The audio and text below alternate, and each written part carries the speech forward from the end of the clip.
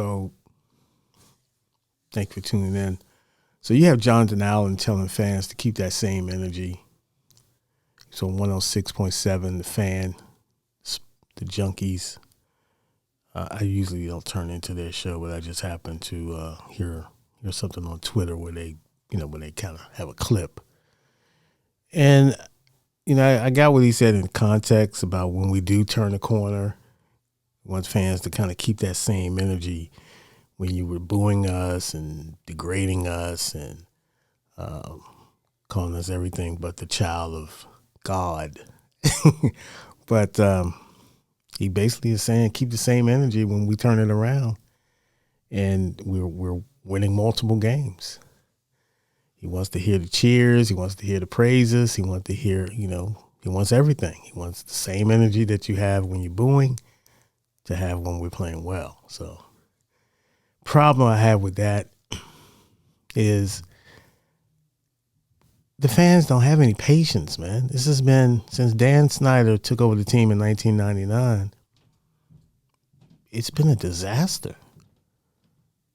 You got one playoff game or one playoff win in 17 years. And every coach that Dan Snyder has hired, who came in with a great reputation, what they say, the old thing, what they say, a reverse car wash. You come in clean, you leave out dirty. Nothing works. The team has bad energy, bad vibe, bad karma. Nothing works. Got a bad owner. Horrible owner.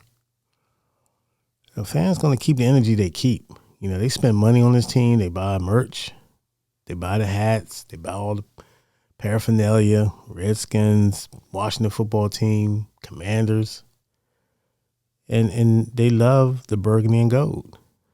So you might have been kind of, not really harsh. I mean, I guess what you're saying, in that Jonathan Allen was, we want the fans to stay and cheer us. But I'll tell you, man, going out there when you got a bunch of,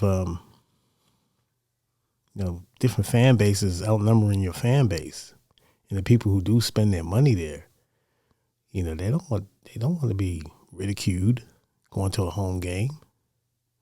I mean, you can stand the ridicule you lose by, you just lost by a field goal, or maybe something happened, to turn the game around instantly.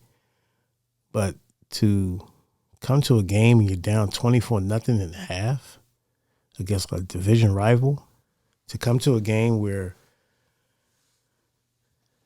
you just don't see hope. The offense still looks bad. The defense is suspect. I don't know how you can come on the airwaves and say keep that same energy when we're on top or when we get competitive. I get it, but I've seen the championships. See, I'm old enough to see the championships. I see how this town was when they're winning. It's glorious, so I feel bad for the newer fans, though. They never seen it, and they want it desperately. So I can't tell the younger generations of fans that's coming up who's never seen any wins over 11 wins, 10 wins at the most, maybe. Most 8-8, 7-9, 6-10.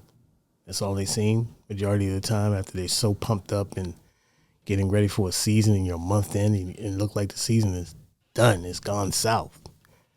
So I wouldn't say it was an arrogant statement, but it was a miscalculated statement, especially 48 hours after you lose to your arch rival. But, you're the captain. And let's hope you can get it together, get you guys together. But you can't lecture a fan base that comes out there and support and give up their Sundays to go out there and probably 70-80% of the time we're going to leave with an L. So